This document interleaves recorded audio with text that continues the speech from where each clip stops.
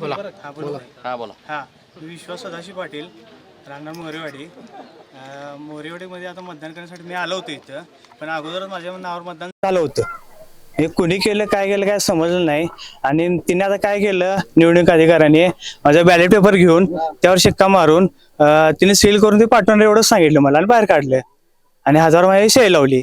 पण मी बटन हे दाबूच शकलो नाही. मग ते कशासाठी केलेलं आहे आपलं हे बटनाचा काय उपयोग आहे त्याचा? मग हे काय उपयोग आहे याचा? तर तिने काय करून दिलं नाही मला. म्हणले ठीक आहे तुमचं झाले, तुम्ही आता जाऊ शकताय. हे काय योग्य नाही खरं, हे झाले ते चुकीच झालेलं आहे सगळं.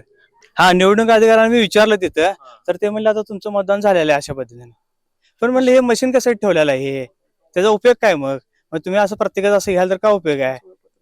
माझे ओळखपत्र मी दाखवलं त्यांना, माझं आयडेंटिटी दाखवलं, पण ते झाले म्हणलं तुमच्या नावावर करून गेले. माझी सही पण दाखवली.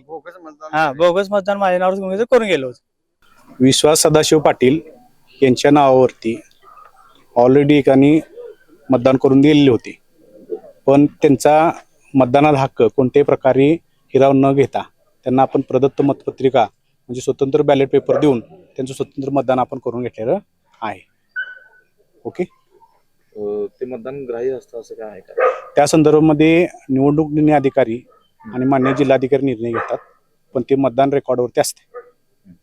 दुसरा प्रश्न असा आहे की या ठिकाणी बोगस मतदान झाल्याचा आरोप काही पदाधिकाऱ्यांनी भाजपच्या केला. या संदर्भामध्ये आम्ही निवडणूक निर्णय अधिकाऱ्यांना विचारणा केलेली होती आणि माननीय निवडणूक निर्णय अधिकारी यांनी असं सूचित केलेलं आहे की ज्या अर्थी जे कोणी मतदार त्या आम्हाला जे हे दिले आहेत, नावाची यादी दिली आहेत, चिन्हांकित मतदार यादी आहे, तर त्या चिन्हांकित मतदार यादीमध्ये त्यांचं जर नाव असेल तर त्यांना आपण मतदानापासून रोखू शकत नाही. किंवा कोणत्याही प्रकारचा तुम्ही अमुकीचे का ओळखीचा पुरावा दिला पाहिजे अशी आपण सक्ती करू शकत नाही. कारण निवडणूक आयोगानं जी 12 ओळखपत्रीची कागदपत्र सांगितली आहेत त्यामधले आपण कोणतंही कागदपत्र आपण त्यांचं बघून त्यांना मतदानाला परवानगी देत असतो.